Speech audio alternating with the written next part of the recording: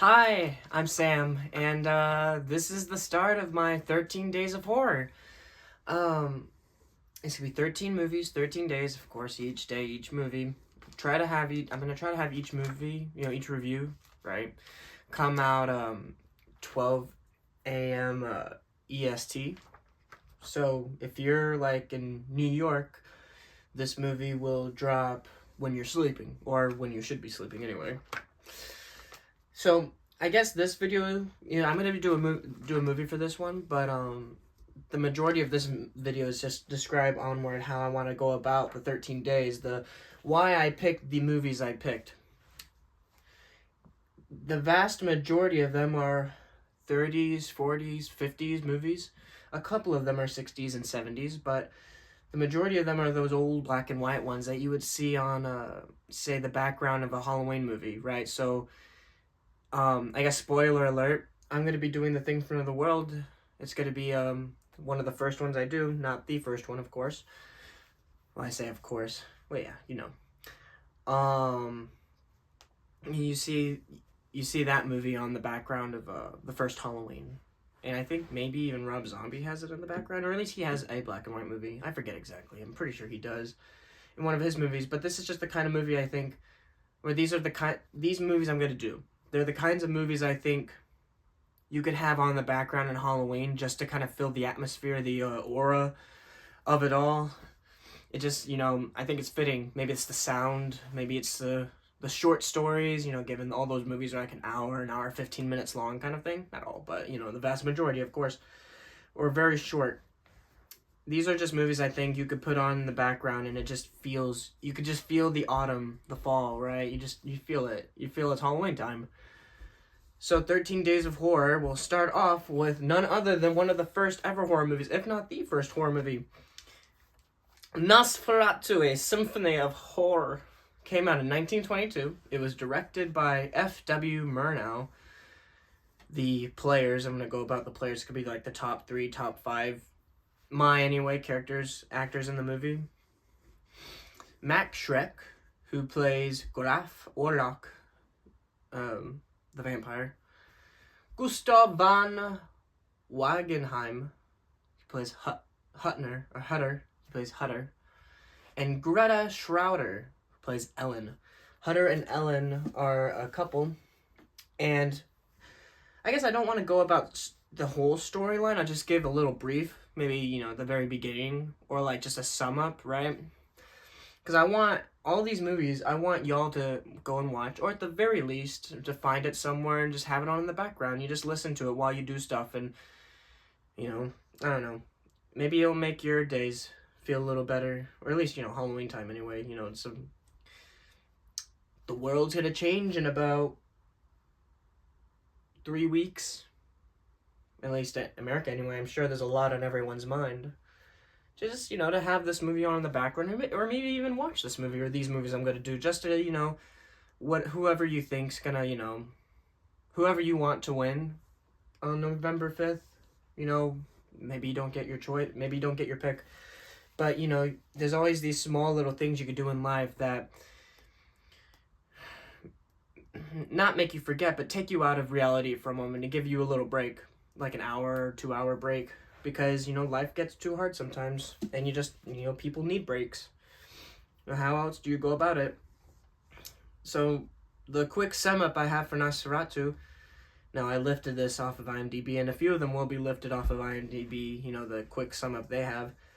And if I don't have a sum up, I'm just gonna kind of just go about the very beginning of the movie, and not give that much detail. But anyway, this movie, Nosferatu, the quick sum up is vampire Count Orlok expresses interest in a new residence and real estate agent Hutter's wife. That says a lot. I guess go about the very beginning of the movie. Hutter is sent to Transylvania to sell some property to Count Orlok. And once he gets there and all the signage and whatnot's all completed, he starts realizing that this guy is he's really, odd, and he actually might be a vampire. And of course, he is a vampire. He gets trapped at the castle while Orlok goes and moves to town. Now, I guess they technically both make it back and make it to the town in about the same amount of time, which is like a couple weeks or maybe 3, maybe longer. But once he's there, you know, there's a lot of weird things happening on his path there, you know, the plague and whatnot. And once the vampire is there, people start dying, and it's attributed to the plague. So a lot of bad things are happening. This is, I guess, the very scary version of Dracula in the sense, well, what was Dracula's thing? He wanted to move to Great Britain, right, to London, and he wanted to suck some blood, and that was about it. He didn't want to bring a plague. He wanted it all to himself. Nosferatu, he's bringing the whole town. He's bringing everything. He's bringing death and destruction. It's coming. Plus, I really like in Nosferatu the big idea that there's a plague, and people are dying from the plague. And so there's the vampire that's causing it, and then there's the plague itself, and, like, people don't know, like, you know, everyone's losing their mind kind of thing. This movie is about 1:30. This is a longer one. Of course, it's one of the first, but it's just, alright, well, I'm jumping ahead of myself a bit. It's a long movie, but it's also a silent film. So, I guess this is one where I hope you get the right version so you have a good soundtrack. That's about it if you're only listening to it. But if you do watch it, this is the kind of movie you have to sit and pay attention to, because that's when you, like, actually, that's where you find the gratitude in, you know, this kind of movie, because of what this movie represented for the audience, of course. I wrote some notes. Not all of these movies are going to have notes. Most of these movies, or all of these movies, are going to have a quick sum up, but this is a special movie because it was one of the first. It was a 1922 silent German expressionist vampire film. A quick sum up of the production of the movie and, you know, the purpose of the movie. A low-budget film made by Germans for German audiences, setting it in Germany with German-named characters makes the story more tangible and immediate for German-speaking viewers. I would have to agree. I mean, the guy, Murnau, wanted to do Dracula, but of course couldn't get the rights to it, so he basically took Dracula and was like, how can I make it my own version? And I think you look at that and you look at Dracula, they're both really good, I would say anyway, but you have to, like, watch and pay attention to the movies, and to an effect, pay attention to all of the movie.